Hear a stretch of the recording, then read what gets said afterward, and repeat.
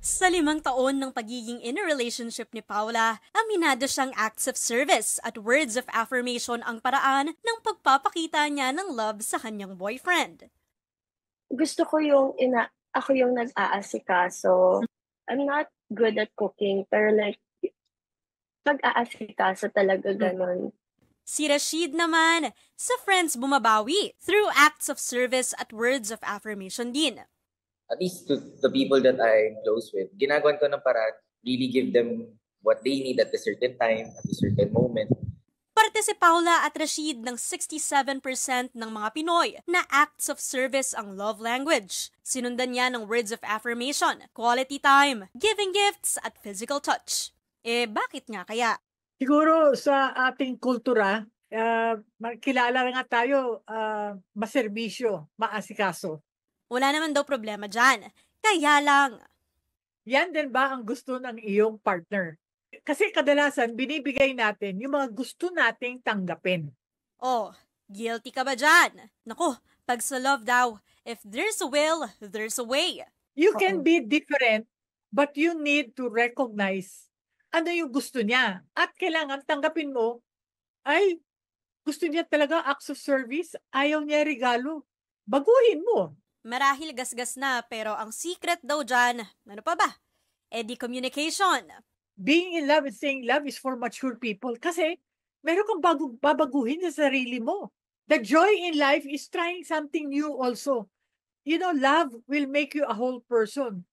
Single ka man, in a relationship, it's complicated. Kanya-kanya tayong paraan ng pagpapakita ng pagmamahal. Ikaw, anong kaya mong gawin in the name of love? Mobile Journal, Denise Valdesaccia po, hatid ang mukha ng balita.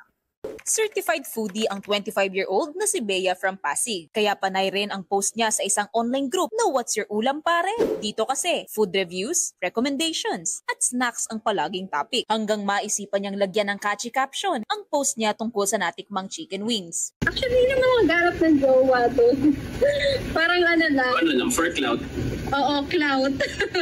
Kasi parang yun yung mabenta sa kanila eh. Ang hindi niya in-expect, mayroong kakagat sa post niya. Ito kasing si Julian from QC. Food trip recoms lang ang hanap niya online nung isang araw. Pero nabighani siya, hindi lang sa chicken wings ni Bea, kundi pati sa humor at ganda niya. Haba ng hair! Ang piniem ko sa kanya, yung screenshot nung post niya, and then I told her, sa akin mo na lang isend next time.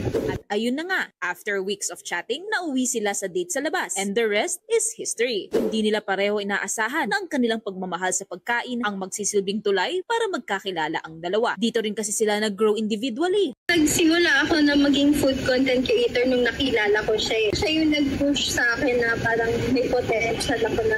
Ako kasi dati talagang short-tempered person ako, pero itong since nag-date kami ni Bea, mas lumawak yung pangunawa ko. Naging successful man ang unexpected love story nila mula sa online group na iyon, paalala pa rin nila sa mga susubok humanap ng love life online na maging maingat. For the first meet, as for your first date, it's better na makipagkita sa mataong lugar, public place. Huwag niyo pong ibigay yung home address immediately.